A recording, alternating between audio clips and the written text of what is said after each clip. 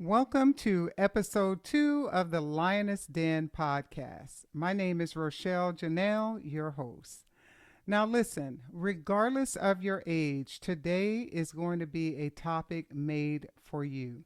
We are going to talk about the subject of Social Security, which affects you regardless of who you are in the United States of America. So, as we all know, Social Security is a very complex topic. So, I'm going to do you a favor today. I'm going to break this topic down into 8 short parts, and they're all going to be included in this episode. And at the end of this episode, you'll have a better understanding of how Social Security works and how it may impact you. So, let me tell you why I'm so passionate about the topic of Social Security. I worked for 40 years and I paid into Social Security the entire 40 years. Okay, I started working at the age of 15, 16, and I never really thought of Social Security. They would take the money out of my check. I worked all those years and then I retired. I retired in 2022. And the closer I got to 60, I started thinking about Social Security. So I took to TikTok and I went on my TikTok page and I started talking about Social Security. And I was surprised at how many of us were uneducated in the area of what Social Security is, how it works, and when we're entitled to it, and how much we're even going to get at the end of the pot. And I got tons of questions about what I learned when I did research on Social Security. And those questions sent me down a 100% Social Security rabbit hole. And I want to share with you what I have learned about Social Security.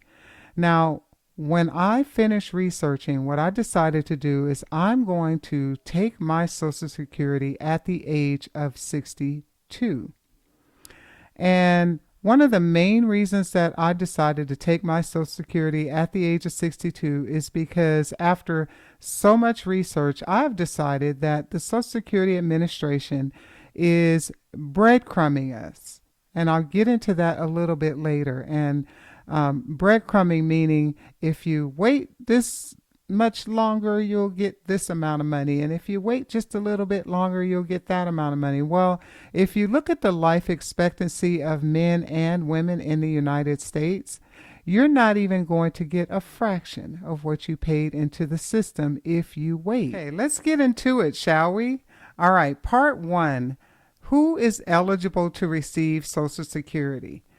Anyone who works for 40 working credits, which in most cases is about 10 years of active work, would then be entitled to receive Social Security benefits. So in other words, once you work long enough and you pay enough Social Security taxes, you will in fact be eligible to receive Social Security benefits once you retire. So now let's get into how the Social Security taxes work. Social Security taxes are imposed on both you and your employer. So 6.2% will come out of your payroll and 6.2 will be imposed on your employer for a total of 12.4%.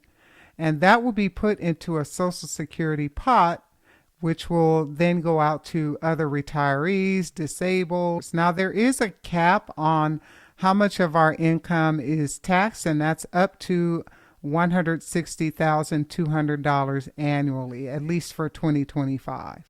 Okay, so interestingly enough, Social Security takes your highest 35 years of earnings to calculate your Social Security benefit.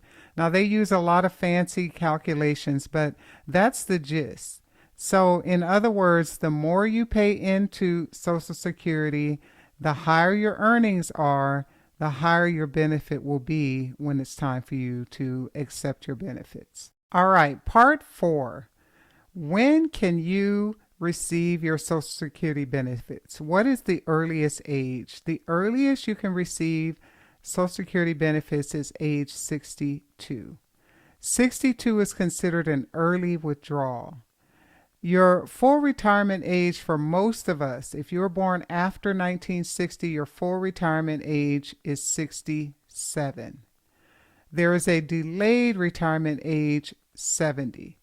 Now, this is kind of what I was talking about earlier, which is this breadcrumbing. So let's use 62 as an example. If I pull my money out at 62, which I fully intend to do, by the way, um, I can expect to receive about 30% less than if I waited and took the money at 67, which for me is my full retirement age.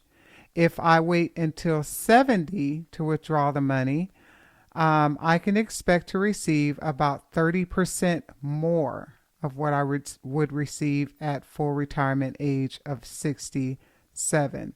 So 70 is delayed, 67 is full, 62 is early. Now, there are some important things that we all need to consider if we are deciding to take Social Security early at the age of 62. The first and most important thing, in my opinion, is that Medicare doesn't kick in until 65. So if you elect to take your Social Security at 62, there will be a 3-year gap between 62 and 65. You need to make sure that you have medical coverage, medical insurance. So if you're not working or if you quit your job and you're going to rely on Social Security, then that time frame between 62 and 65 needs to be filled with some type of coverage in the event that something happens. Now, in my personal case, I do have a pension that has medical. So that was a factor in my decision to take Social Security at 62. The second factor is that 30% decrease in what you would get between 62 and 67. And we all need to do the math because once you accept your Social Security at 62, that is a permanent decision. You can't go back later and try to increase the amount. Whatever amount you are entitled to at 62 is what you're going to get for the rest of your life. So be sure that that 30% decrease fits within your budget. And then lastly, if you elect to take your Social Security at 62, the Social Security Administration applies an earnings cap. Earnings cap for 2025 is $23,400 a year. So for every $2 earned over that cap, the Social Security Administration will penalize you $1. So for every $2 earned, you'll get a penalty of $1 for going over that 23,400 cap. So given that, one would have to consider, if I take the money early, will I need more than that cap to avoid the penalty between 62 and 67. And I'll talk more about those penalties before we end this episode because there's more to the penalties than meets the eye. So let's say that you took your Social Security early. Okay, we're going to use a scenario about these penalties. You took your Social Security early at 62. Between 62 and 67, your full retirement age, you did in fact work over the cap and you were penalized for it. When you reach 67, you will be entitled to receive those penalties back from the Social Security Administration, but not all in one lump sum, baby. No. That money will be paid back to you very slowly over time. So it just depends on how long you live, whether you're going to get all of those penalties back or not. That's how that works. Okay, let's get into part 6, and this one's interesting. Can your ex-spouse draw Social Security using your work record? And the answer is yes. And your ex can swoop in and draw Social Security under your work record, but there are some requirements. You would have had to have been married for 10 years or more, divorced for 2 years or more, and they can't have been remarried.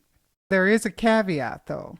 If they remarried and that marriage ended by death, divorce, or annulment, then they may be entitled to still receive benefits under your work record. Now, let's say your ex spouse receives benefits under your work record. It has zero impact on what you receive or what your current spouse receives. One of the biggest things that I learned when I researched this topic is that there is no actual Social Security account sitting over to the side with your name on it that you paid all of these Social Security taxes into all of these years waiting on you to retire. That is not how it works. How it actually works is there's one big social pot, and all of the money that is taken through this payroll taxes is put into this pot. So, as an example, when I was in my active years of working before I retired in 2022, all of that money that was being taken out of my payroll was going into that pot and was being paid out to retirees who were retiring when I was working. Okay? It's not my money, so to speak. Now, when I start to draw my Social Security, those folks who are working now, my money will be coming, or my benefits will be coming from their payroll taxes, if that makes sense. It's very convoluted, but that's how it works.